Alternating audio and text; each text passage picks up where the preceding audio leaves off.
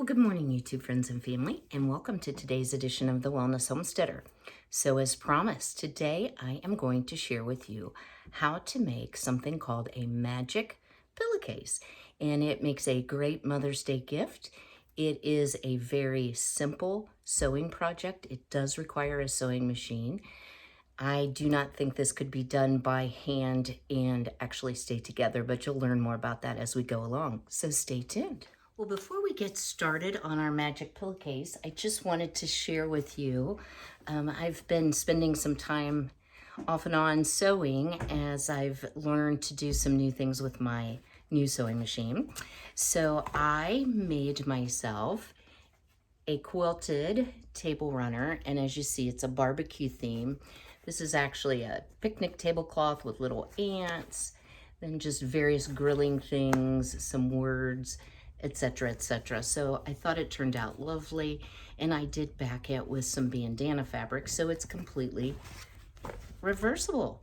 So I know I had shared with you that I did not want to use my channel to sell, that I was going to either do something like an Etsy store or website. So I've spent a lot of time researching, and what I want to tell you is, due to the cost, not only of setting up the website, and if you go through Etsy, the cost to list each item, as well as the piece that they take when you all use your credit or debit cards, which is fine, I found that I was going to have to pass on a significant increase in cost to you, and I don't want to do that. So what I am going to do instead is just have separate, very clearly identified videos when I am going to show fabrics or products for sale, so that if you're not interested in that, you can totally skip by it and it won't clutter up any of our teaching or learning videos. So hope that's helpful.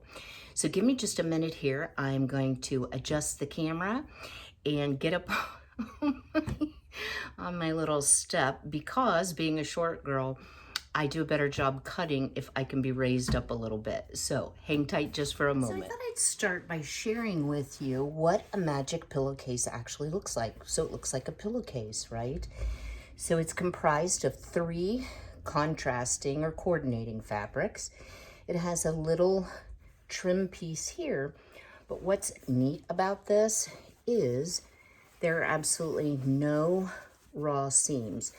So the pillowcase itself is seamed with a French seam so that all the raw edges are contained inside. So that is one that I have made for myself. And then, because we're coming into spring and it's time to put away the buffalo plaid, I made a couple cases, which are really lovely, I think, with some bling and contrasting trim but coordinating fabrics, and then a similar case for the other side of the bed that's just reversing the 2 fabrics. So the possibilities are really endless. And I did not invent the magic pillowcase. The reason that it's called a magic pillowcase has to do with the fact that the seams don't show, as well as, excuse me a moment, the way that you construct it and roll it up and then pull it out of a tube. So I am actually going to make my mother a pillowcase for Mother's Day, for part of her Mother's Day gift, and I have chosen 3 100% cotton fabrics. So the first one, of course, you see has the multicolored butterflies. The second is a tone-on-tone, but it also has a little bit of a white design of flowers and butterflies. And then the final is a gingham type check. So I thought all 3 of these went together very nicely. So what you're going to need is 100% cotton fabric, and you are going to need, for your main or your inspiration piece, you are going to need about a yard. That would be my recommendation.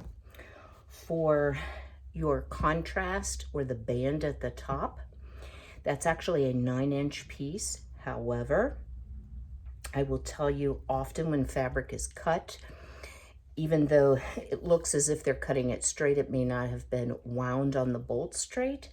So you don't want to just get 9 inches. My recommendation would be to get at least 1/3 of a yard, which would give you 3 inches to play with. You'll notice I have 1 yard cuts of all because I have some additional pink fabrics that I am going to be making the pillowcases for gifts for some of my friends and neighbors. And then for the trim piece, this is the smallest amount you need. You only need a 3-inch piece, but again, I would get about 1/4 of a yard. And I will caution you, if you're going to use any sort of a stripe or a plaid like this is, a gingham, you are going to want to make sure that this is cut completely evenly, because as it lays across the pillow as a band or a stripe, you'll be able to notice if those lines are not straight. So those are the materials you will need. And then you will notice here, I have a self-healing cutting mat. And let's see if I can lift that up. It's 2-sided. And this is what you use to rotary cut so that you don't cut through to your countertop. Can you do this with scissors? Yes. I just feel I get the most exact cuts when I am using a ruler and a rotary cutter. And I'll put this in the description box to my Amazon affiliate store, these products. This is actually a Fisker's 60 millimeters, so it's a little bit larger than most rotary cutters. Most are 45 millimeters. But I chose the larger one from a couple standpoints. The handle is pretty amazing, and you can see I have pretty much worn it out just from use and use and use and use and use. And because the blade is bigger around, I feel like they last longer. And you can buy replacement blades in packages of 10, and they're quite easy to change out. So the first thing that I am going to do is I am going to start by cutting the body or the inspiration, which is our butterflies. So let me rearrange here and get this laid out properly, and I'll show you how to make your first cut. All right, so what I have done here, let me scoot down so you can see a little better, is I've turned my cutting board so that the longer length is up and down rather than back and forth, so vertical versus horizontal, because this is only 22 inches wide and we want to cut a 27-inch piece of fabric. So part of the magic, and something to remember if you're taking notes, is you're going to need 3 pieces of fabric: the body or the inspiration piece, the cuff, which is the top of the pillowcase where the pillow goes in, and then the trim piece. So in an effort to remember that, the trim is 3 inches, the cuff is 9, and 3 times 9 is 27. So that will help you remember. Now, you do want to cut it the full width of the fabric. So if you have remnants or pieces and parts, that's not going to work, because you're going to need this full width in order for your pillow to fit in. So back in the day, most fabrics were 60 inches wide. In today's world, unless you're buying a home deck fabric, or certain twills or cotton ducks could be up to 60 inches wide, you're going to have a piece of fabric, once you cut your selvages off, anywhere from 41 to 42 inches wide generally. Even though they say they're 44, 45, a lot of times by the time you cut off the selvage, which is the raw edge part, and oftentimes we'll have even some print on, like, let's see if y'all can see that, like this does. Once you cut that off, you're only going to have 41, 42 inches width. So I have made sure that my design is straight. So I picked 2 butterflies, made sure that they were equal.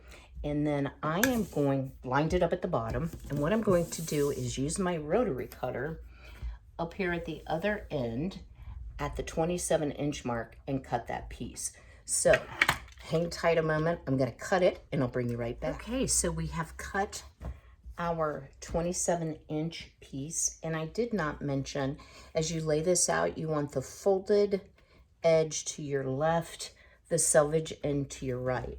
So this will now become the body of our first pillowcase. I purchased, as I said, a yard. I have exactly 9 inches left, so I can use this as the cuff to a coordinating pillowcase. So I'm just going to lay that aside so we don't get confused. Second piece of fabric I'm going to cut is the actual cuff piece. So again, we want 9 inches, and I actually turned the board upside down, but we can count 9. So 2, 4, 6, 8, 9. So what you want to do when you use a rotary cutter is you want to make sure your blade is very, very sharp, that you make one clean cut, that you're standing over it enough that you can hold firmly to the ruler so it doesn't slippy slide around. So I'm just going to make a clean, slow cut across. And here is our cuff piece. So I will lay that aside.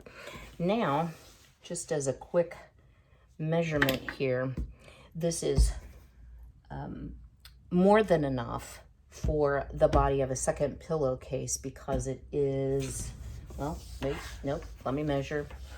Yeah, it's exactly 27 inches. So for the second pillowcase, I will use the butterflies as the trim, this for the body. So let's lay that aside. And I find it is easiest to go ahead and cut the pair since you've got the fabric out and you have to have the space. Okay, step 3. This is a little more complicated. And we're going to take a look at our gingham fabric. So let me see if I can hold this up nicely for you. So if you look at the bottom edge, you can see it is kind of meandering all over the place. It is not cut evenly. You could certainly lay this out and cut with the rotary cutter and your ruler and cut the full width of the fabric to get it perfectly even, or you could use scissors. So I am going to actually do this the old-fashioned way, and I am going to cut it using the rotary cutter. So what you want to do here, let me scooch me down. Pretty sad when you have to use a step in your own kitchen, right? I've just found that for cutting, I like to be over top of it. I can see better and things just come out better. So I'm going to pick where I want to cut. So which block? So there we go. And as you can see, I think you can see here, you know, it's a lot bigger up here than it is down there. So we'll go ahead, make a nice smooth cut. And we'll be discarding, of course, the little bit of trim that we do. The larger your plaid, the more waste you're going to have to your fabric. I did the blue pillow that I showed you, the red and blue pillow. I had quite a bit of waste to that because I was surprised how uneven the fabric had actually been wound on the bolt. So again, you can see we're getting, we're cutting more and more off. And I'll show you the actual piece that I trim off at the end here so that you can see how much variability there can be to a piece of fabric. And it's not the person who cut your fabric's fault. It's actually the way the fabric is produced and wound on the bolt. So again, you could do this with scissors, but I just find it's a little easier and straighter than my scissor skills to just use the rotary cutter. Okay, so now we've evened up this piece. So let me show you. At the far end, I had 1/2 inch or so, and at the very start, I had just a tiny piece. So that's what I am wasting to get that nice even cuff. So now that we have the entire piece nice and straight, I'm going to once again match up my selvage edges, keeping my fold to the left. and we are going to cut, I'm going to cut actually 2 trim pieces since I'm making 2 pillowcases. And I also wanted to share with you another fabric that I found while I was at the fabric store, and I think I'm going to make myself a pillowcase because I just loved the fabric. I thought it was quite lovely. So I've got these ends nice and even, and we know it's even all the way across because we've cut it. And once again, we'll measure out 1, 2, 3 inches. Lay down our ruler, and nice and slow, watch your fingers. We will cut our 3-inch strip. So I'm going to lay that one aside for the one that we're working on and cut one additional for an additional project. Since this is already nice and straight, and I know which end is straight. I have to figure that out again. So far, you could totally do this with scissors. Just have to measure very carefully. Not hard, right? Now, occasionally this will happen. You will go to cut, and you won't have pressed hard enough, or it didn't cut all the way through your fabric, so you'll have to very carefully reline it up and cut again. And this is a new blade, so it's not my blade's fault, but generally when you have to start going back over it multiple times, your blade is just dull. So maybe my blade is dull. Or maybe this fabric is just super tough, right? Shouldn't be. Okay, so now we have our additional 3-inch piece. So I'm gonna lay that aside. So the next thing that we are going to do is we need to lay out our pieces and get them all nice and evenly cut and get rid of the selvages.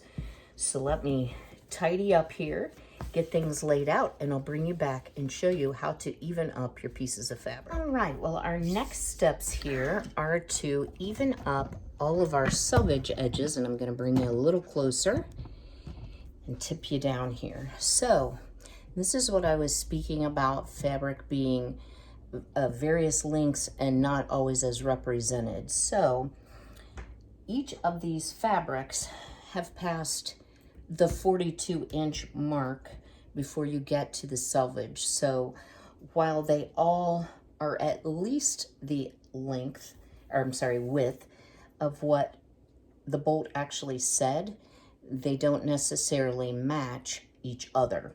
So our body is kind of in mid-range. The pink with the butterflies drawn on is the longest piece, and then of course our checks are the shortest piece.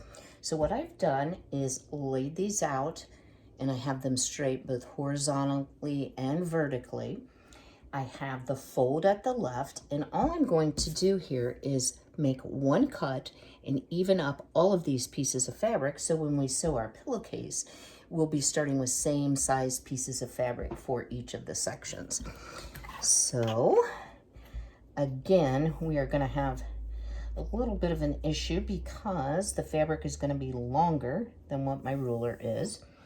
So you can kind of counteract that by making it perpendicular, straight, and you can also kind of eyeball it, but you're going to have to move your ruler as you go along. So I'm going to start cutting here. And this is one you do want to make sure that you got through all the layers. And then we will just move up and line up. I'm just adjusting it ever so slightly. And we will cut our next piece. So now we have 3 even pieces of fabric, fold at the left, now clean edges, non-selvage at the right, and we are ready to go upstairs to the sewing room, start doing some pressing and assembling our pillowcase, so stay tuned. All right, so rather than to move all the equipment upstairs, come back downstairs, move it back upstairs, I decided just to go ahead and iron our trim piece into half. So you want to put the wrong sides together, right sides out, or pretty sides out. So you can see this is the wrong side. We put those two together and then iron it into half, into a strip. So I'm going to set that aside. So now we're ready to start laying out our magic pillowcase. So let me back you back up here. So what you want to do is pick a straight line on your cutting mat or cutting pad, whatever you happen to have. And we're going to lay out the cuff, not the trim, not the body, the 9-inch cuff. On top of that, we are then going to lay, and we've got right sides up here. We're going to put right sides up for the body, and we are going to match this up. And this requires a little bit of fussing to get it completely even, but I will share with you, this is a critical piece, and probably the most complicated part of it is just being patient to get this laid out smoothly. So just match it at the top, kind of smooth as you go. Make sure you don't pull it like I just did. And yeah, like I said, lots of fussing to get it even, but this is the important piece. So I'm going to continue to do that all the way across. Then I'm going to take my trim piece, which has now been folded in half, and I am going to line up the raw edges here at the top all the way across. And I will bring you back after I've pinned that all in place to show you our next steps. Okay, so as a quick review, we have our trim piece. Raw edges of all three are at the top, on the top. Our body or inspiration piece comes next, and then underneath, and let me scoot down here so you can see, we have our cuff piece. And I have just loosely laid these out. It's always a good double check to make sure that everything looks correct and is measured correct. I did put a couple pins here just to kind of help anchor as you're working with the 3 pieces of fabric to make sure that everything stayed in place. So now comes the magic. So what you're going to do is take your body, and we're going to start rolling this up towards the top. So I am going to roll it almost to the trim piece, maybe smoosh it down a little bit. So now we've exposed our cuff, and we're ready to repin this and start pinning it all together. So how do you do that? So what we're going to do is we're going to take the cuff, bring it up, and we are going to match all 4 thicknesses of fabric. So you've got the cuff, the body, the 2 pieces where the trim piece is ironed in half, and then the other side of the cuff. So actually, I guess that's 5 thicknesses. So what I generally will do, because I find this to be like a really critical piece, is I will pin about every 1.5 inches to 2 inches, and each section that I put a pin in, I carefully rematch. So what will happen if you don't have these pieces lined up is that your cuff or trim will be uneven and crooked, so it won't lay right as well. So I'm going to continue to pin all the way across here. And a suggestion I have for you, if you're like me and your cutting board length is less than a yard, you can, once you've pinned a section, you can fold it over and then continue on and fold it over, fold it over. So I'll bring you back when we have this all pinned into a tube. All right, so now what you should have is a well-pinned tube.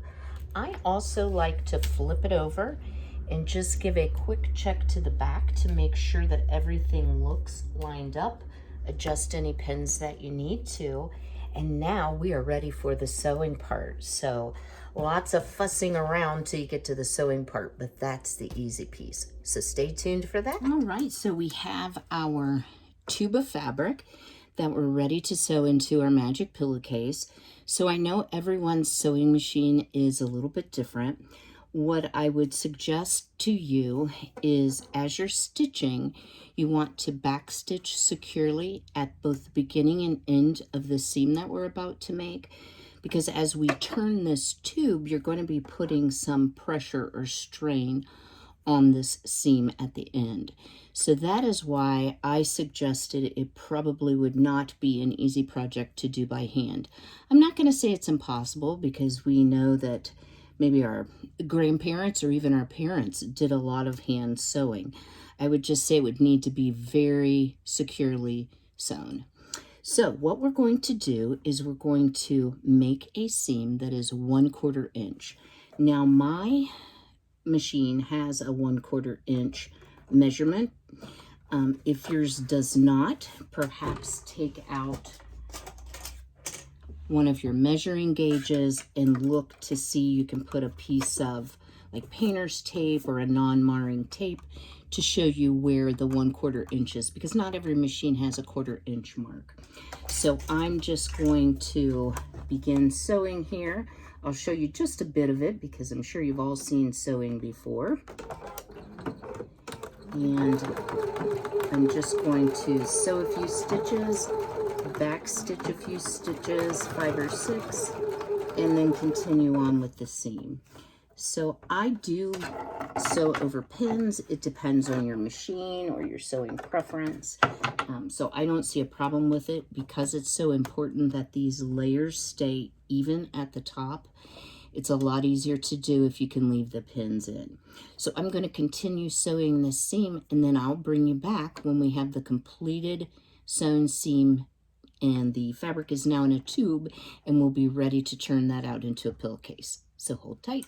Well, off camera, because I feel it's easier to do these in batches, I went ahead and made my second magic pillowcase that matches the first, just in a different order of fabric. So I am sewing both of them at the same time.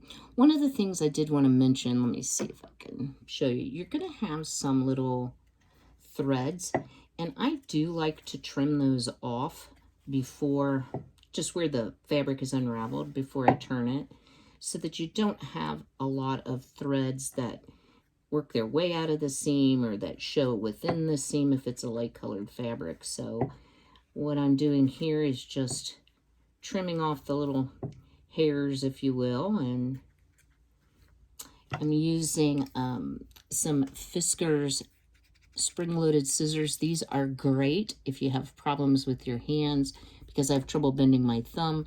I can actually cut like this without having to stick my thumb in a hole and bend it. So now starts the magic. So let's go back to the one that I laid out so that you can see how it actually looks. And I have already trimmed the threads on this. So what you want to do is you want to reach in the end of the tube, and you want to pull the body of the fabric. So not the trim piece that we put here, the little plaid piece, certainly not the cuff. We're going to reach inside and we're going to begin to pull, if I can get a hold of it, excuse my thumb, and I'm going to hold on at the other end to just the cuff and start to pull this out. So basically what you're doing is turning it inside out and just working down that tube. Keep pulling your cuff fabric because we're going to keep on turning. So it takes a little bit of time to get it flipped, but this is part of the magic, so you should be enjoying this part of it. And sometimes it'll get hung up and you have to kind of fuss with it and boss it around a little bit. But eventually you can then flip it completely inside out. So there you have it. And your corners are open at this point because we have not sewn it into a pillowcase. So what it's going to look like, it's a bit wrinkled from being, you know, wadded up, rolled up, is we have our, see, here's some of those threads I was talking about that I missed.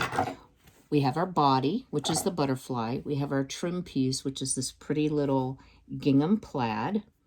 We have a lot of thread, which we'll trim off here. And then we have our cuff. So now we just have a big sheet of pillowcase. So what we want to do next is we want to take this to our iron and we want to give it a good press. So what you want to do is make sure that your trim piece is pulled down, your cuff is pulled completely up, and everything is laying completely flat.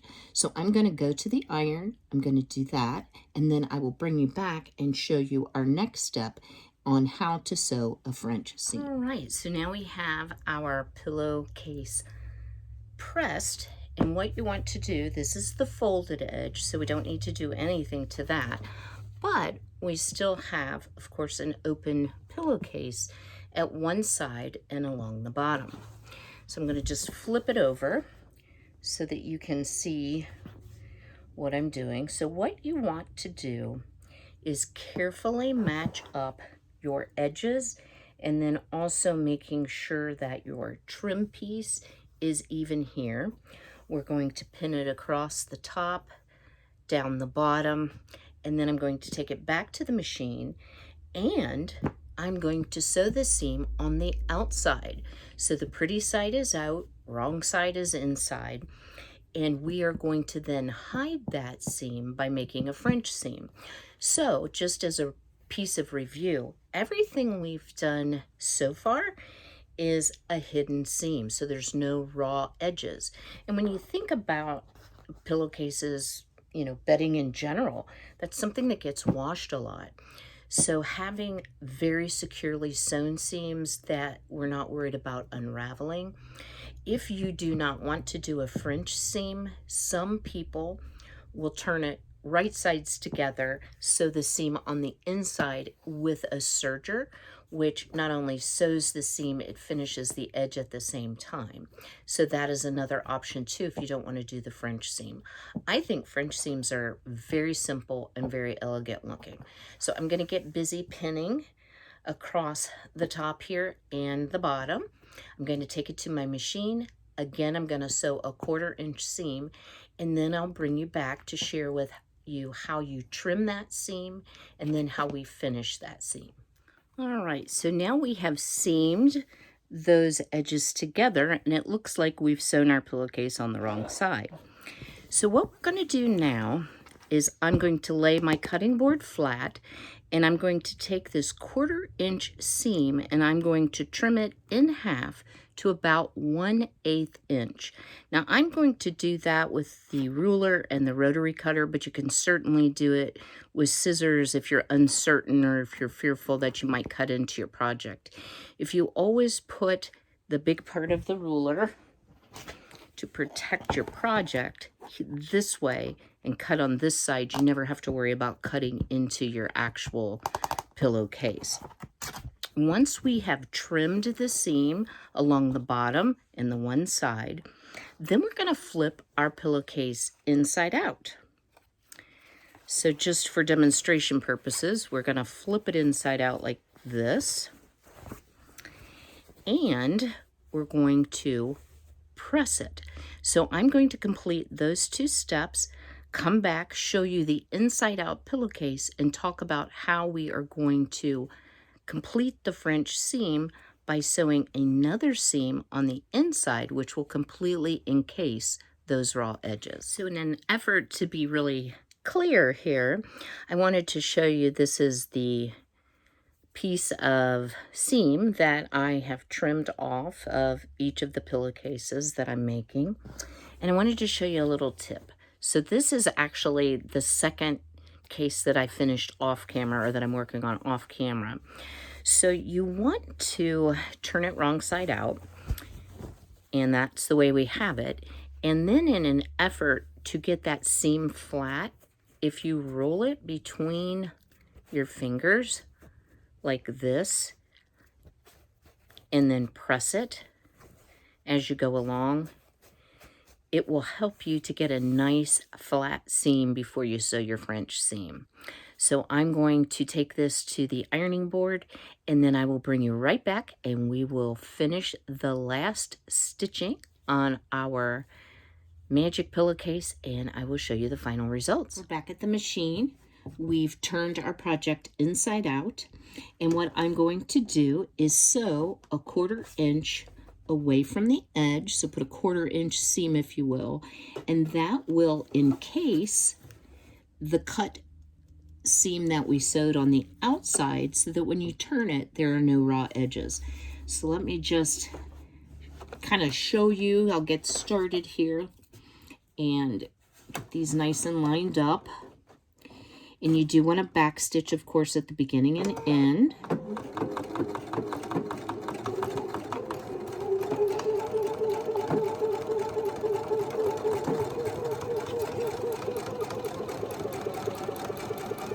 And when you get to the cuff where the trim is, you may hear your machine labor just a little bit because it's going through more thicknesses of fabric. So when you do this part of it, you may have to help it a little bit, push it a little bit through, and there you go. So how simple is that?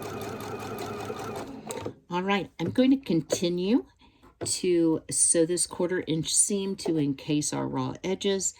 I'll flip the pillowcase, give it a good press, and then I'll bring you back to show you the final product and give you some final thoughts. Well, we're all finished with our magic pillowcases, so let me share with you. So this is the one with the colorful butterflies as the main body. Quite pretty. And then this is a coordinating fabric where I just switched around the order of the fabrics, kept the trim the same. So if you put the two together, they make a very lovely combination. I'm doing a very poor job of showing you. There we go. For your bed, or you can even use them like a pillow sham. So if you haven't already, please go ahead and smash that like button and drop me a comment below. Did you enjoy this sewing project? Do you think a magic pillowcase is something that you could create? I didn't share with you that I see a lot of tutorials on some of the sewing websites that I like to visit, doing these type of magic pillowcases for travel size pillows for the littles. So using perhaps a flannel in cartoon characters, or camping type flannels as well. So there are a lot of applications you can use this for. So I will see you all later this week. Just a quick update. Still have not passed any kidney stones. I think they're just rolling around in there having a party, and they seem to like to party at night. So I know I'm going to get questions. Y'all are going to say, oh, can I order a couple of those? And here's my reluctance, guys, and I'm just going to be completely transparent. I have orders in the queue still that I'm working on, and not knowing if today yet I could end up back in the hospital for more intervention for these kidney stones. That's a problem. Because I ship priority mail and I don't have easy access to UPS or FedEx, which would add a considerable cost, we can't depend that things would be in your mailbox timely for Mother's Day. So I should have done this sooner. Lesson learned. However, now that I've kind of upped my skill on making these, I can see so many applications, fall, Halloween, Christmas. So I'm not going to say I won't offer the magic pillowcase. I'm just reluctant to do so in time for Mother's Day. And I also have mostly kitchen type fabrics because that's primarily what I've been producing. So, no worries on having roosters on your pillowcase, right? That's still pretty cool.